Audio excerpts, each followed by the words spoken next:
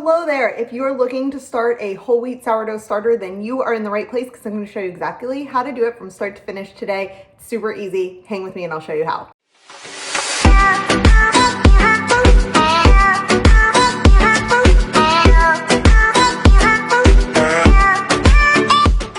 All right, so starting a sourdough starter. I am so excited that you want to make some sourdough bread. I have to tell you, cooking is my specialty, not so much baking, but with the help of this book from Josie Baker Bread, who I've also taken some classes from, and I've been following his method for a long time, making sourdough bread can be super easy.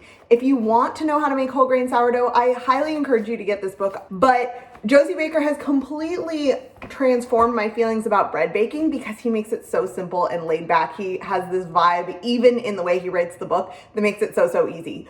So today I'm going to show you the method I learned from him about making whole wheat sourdough starter, and then I'm going to leave the logistics of actually making the bread to him. So you're going to want to get the book for that. But if you're just looking to start your sourdough in anticipation of cooking some sourdough bread, let's do it. Okay, so I have some whole wheat flour, and then you're going to want a container. This is my favorite container to make sourdough, and this is my existing starter that's been in the fridge. I'll talk about that in a minute, but I like to use a short, wide container. This one's actually a little bit small, but a short, wide container is better than a tall container. It's just like easier to stir and mix everything up in. So if you have whole wheat flour, a short, wide container, and some water, then you are ready to get started. Now, be forewarned that this takes about 2 weeks to get your sourdough rocking and rolling. If you are starting from someone else's, it can take a lot shorter. So, post on your local Facebook group if you want to get some, but this will work whether you have an existing starter or not. And basically what we're doing is we're combining flour to water. We're letting it sit out and collect like the natural good yeast in the air. And we're going to get it bubbling so that it's actually going to get your bread to rise once it's ready. Like I said, this takes about 2 weeks and you need the whole wheat flour. So I'm gonna take a half cup measure. When you're starting your whole wheat starter, you're going to use a 1-to-1 ratio by volume. It's different if you're weighing it, and he shares that in the book, so I'll leave that to him. So I'm gonna use a half cup of water and a half cup of flour. I always like to start with putting the flour in for some reason. I don't know, I find it mixes better that way. Just filling out my half cup measure. Now the cool thing about Josie Baker is I've seen plenty of books that are like, you need to weigh everything and it needs to be super exact. And there's all these people on the internet following, various instructions where you have to like measure how much is bubbling and all those things.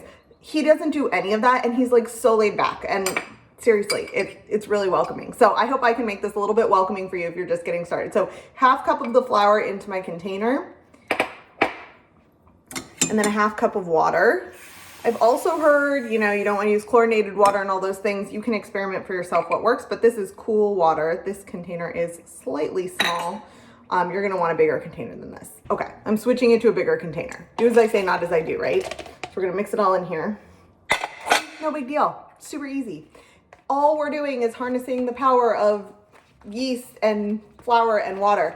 And the best thing about a whole wheat sourdough starter is that it gets bubbling a lot faster because there's all kinds of like good sugars and nutrients in here that actually make your sourdough starter more powerful than if you use white flour where it doesn't have as much to feed on.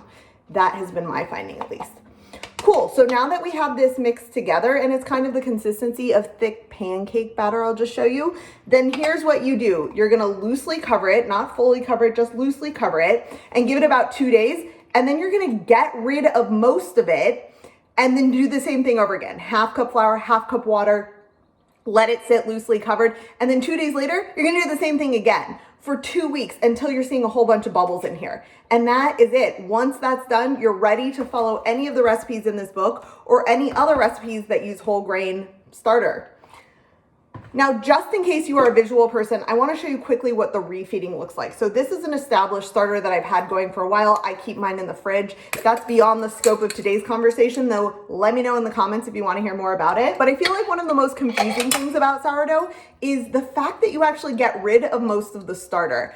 And there are recipes, once your sourdough starter is established, you can look for sourdough discard recipes. I found a lot of awesome ones on King Arthur Flour for things like waffles and pancakes, but you're getting rid of most of the starter because if you didn't, your starter would forever expand. It gets pretty bubbly and expands once it's ready. And so you actually scrape down. When I took the Josie Baker class, I learned they actually scrape out most of what's in the container. You're supposed to leave about a tablespoon's worth in the jar. I found that I can leave, well, I'll leave about a tablespoon and show you just how little that is. Now the sides are a little bit caked, but that's like about a tablespoon. And then if I'm feeding this, I'm gonna scrape everything in there. The final thing I just wanna answer for you is, I know that it can feel a little bit wasteful to be getting rid of so much of the sourdough starter. Like I said, the reason for this is because you would have like an ever expanding amount. You'd need to use a bathtub to hold it eventually because it expands and expands and expands. And you're also trying to get like fresh, healthy flour in there. So that's why you only leave a tablespoon and you add more flour in. I've seen people doing smaller ratios if you're sensitive to wasting flour, especially I'm filming this during coronavirus, so flour is at a premium. I'm already like treasuring this baby. To sustain my starter, I've done like a 1/4 cup to a 1/4 cup instead of a 1/2 cup to a 1/2 cup, or you can even do smaller ratios.